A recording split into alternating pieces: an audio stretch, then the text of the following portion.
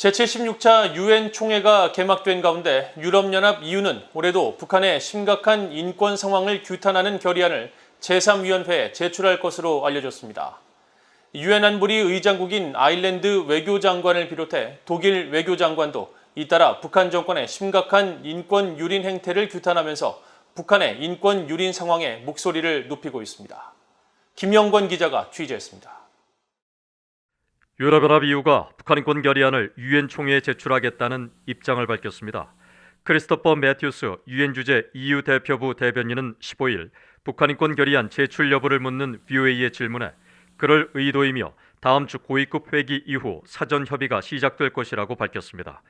유럽연합은 지난 2005년부터 북한의 심각한 인권 상황을 규탄하고 개선을 촉구하는 결의안을 공동 또는 단독 발의에 제출했으며 유엔 총회는 지난해까지 16년 연속 결의안을 채택했습니다. 특히 지난 2014년 유엔 북한인권조사위원회가 북한 내 반인도적 범죄 등에 대한 국제형사재판소 ICC 회부를 권고한 후 결의안에 이를 촉구하는 내용을 반영하고 지난해엔 납북자 문제 해결을 처음으로 촉구하는 등 수위를 더 강화하고 있습니다. 이번 달 유엔 안보리 의장국인 아일랜드의 사이먼 커브니 외교 국방장관은 최근 아일랜드 의회 대정부 질의 답변을 통해 북한의 인권 상황에 대한 국제형사재판소 회부 검토에 지지 입장을 밝혔습니다.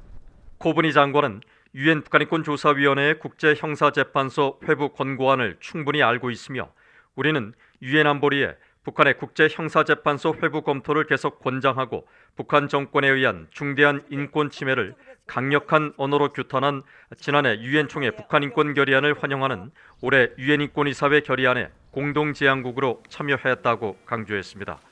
하이코 마스 독일 외교장관도 13일 유엔 인권이사회를 방문해 발표한 성명에서 독일은 북한과 시리아의 중대한 인권 침해에 대해 계속 목소리를 높이고 있다고 강조했습니다.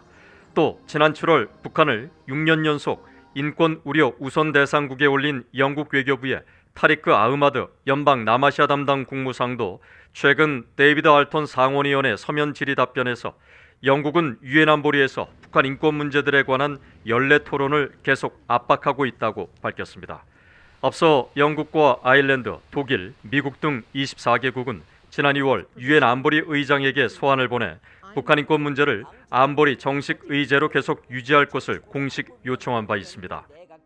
로버트 킹 전 국무부 북한인권 특사는 14일 워싱턴의 전략국제문제연구소 CSIS가 진행한 인터넷 팟캐스트 행사에서 북한인권 개선을 위한 유럽연합의 역할이 매우 중요하다고 강조했습니다. We tend to think Europe isn't involved, but in fact they play a very important role. And the Europeans have an interest in these issues. They have the resources. They have a presence in Pyongyang. I think they're very important, and I think we need to continue to work with them.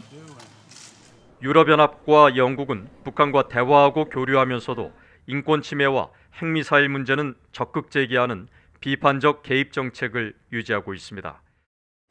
유럽연합은 이에 따라 지난 3월 처음으로 정경택 국가보위상과 리영길 사회안전상 등 개인 2명과 중앙검찰소에 인권 관련 제재를 부과하는 등 북한의 인권 개선을 위해 김씨 정권을 더욱 압박하고 있습니다.